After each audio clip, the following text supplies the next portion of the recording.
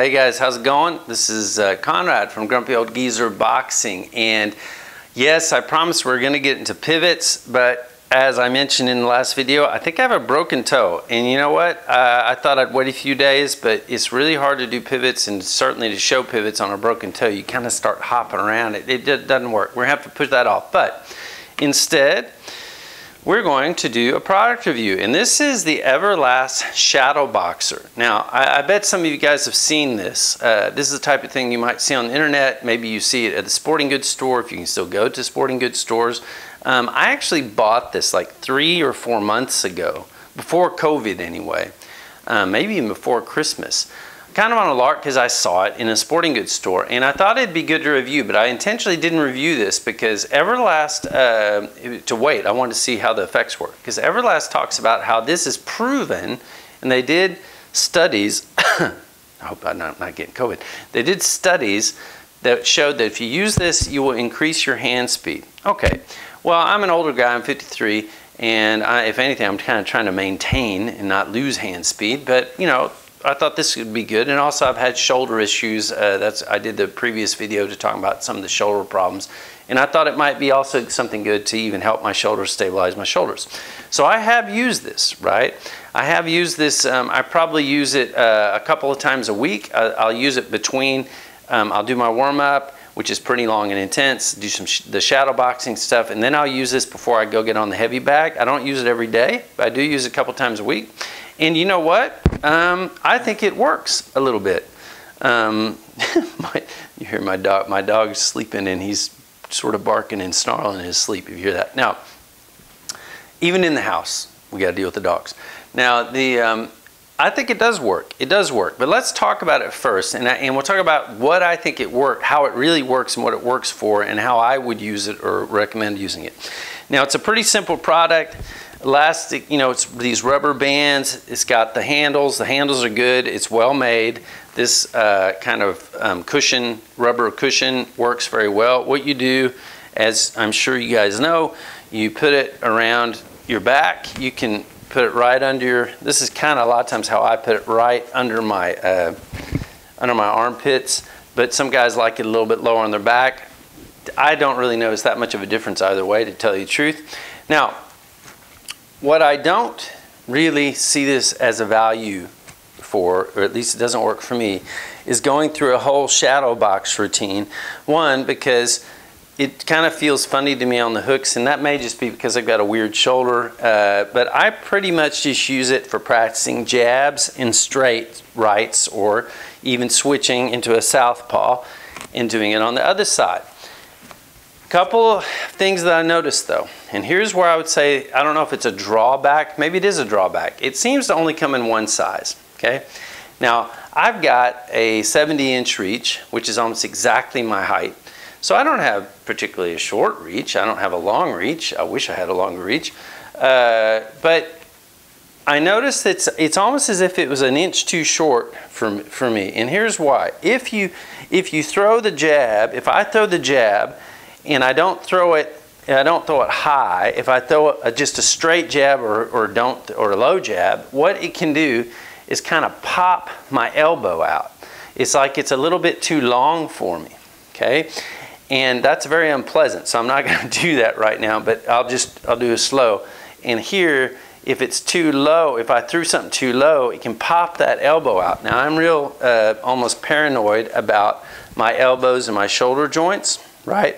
So this is what I do, is when I practice, and I'm not warmed up at all right now, but when I practice, I intentionally practice the jab shooting high, right? So first I'll start out, and even like that, just to get my shoulder to feel like I'm in there, right? And then I'll practice these jabs high. What I'll usually do, to be honest, I'll do like 3, pop, pop, pop, and then 2, pop, pop, and I'll do that. And then the same thing with the right hand. Now, here's the thing. And there's nothing wrong with practicing jabs high, because you even see, like when you see Mayweather Sr., when he's doing the hand pats, he'll end his routines with high jabs. 1, 2, 3, 1, 2. You'll see it all the time. I'm a real fan of practicing jabs high. The issue is when you're throwing your straight hand, right? You don't want to get into throwing straight hands and kind of standing up. What you want to do, just like the video on the straight hands, you're going to turn that back heel out, and you want to sink into your punches. Now, I didn't really talk about it in the last video. I probably should have. I was remiss. But so you don't want to practice if you're starting to practice this, because if you start practicing throwing high, you'll start standing up in your form. Everything you can ruin your form in boxing pretty quick.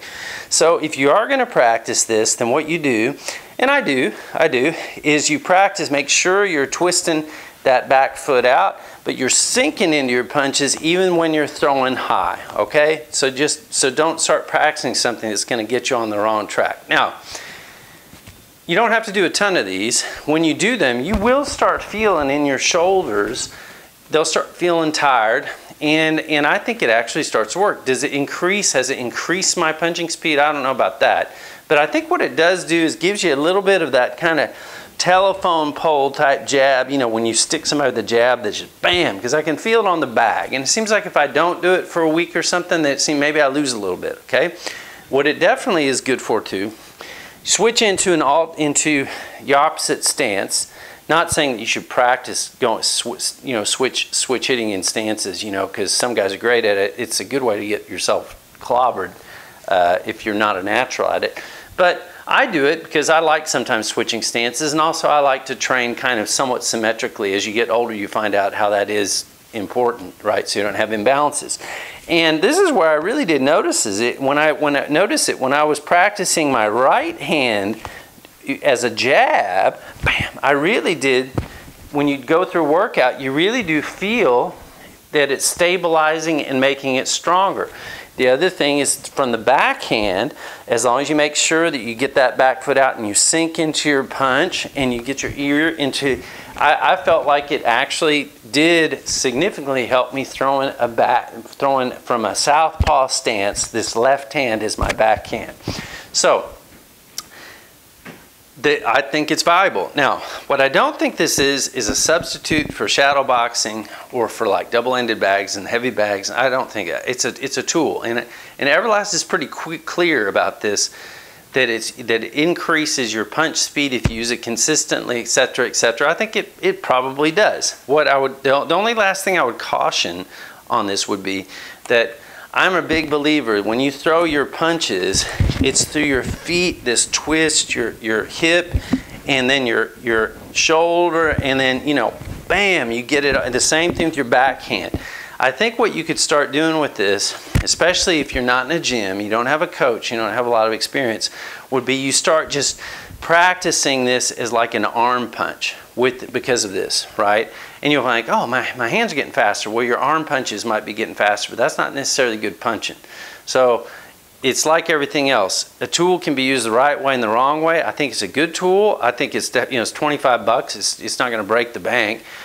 Is it worth it? Yeah, it probably is worth it. I like it, and I would keep using it, and I am going to keep using it. So, but on the other hand, don't let it create bad habits with you, right? Okay, so that's my full review. I hope you like that. I hope you come back. I'm hoping that, over the next week I'll be making more videos faster. It's just it's funny, it's a toe, but it really does slow you down sometimes, just a little thing like that. Hopefully it's just cracked. It doesn't hurt as bad today, but I don't want to pivot on it.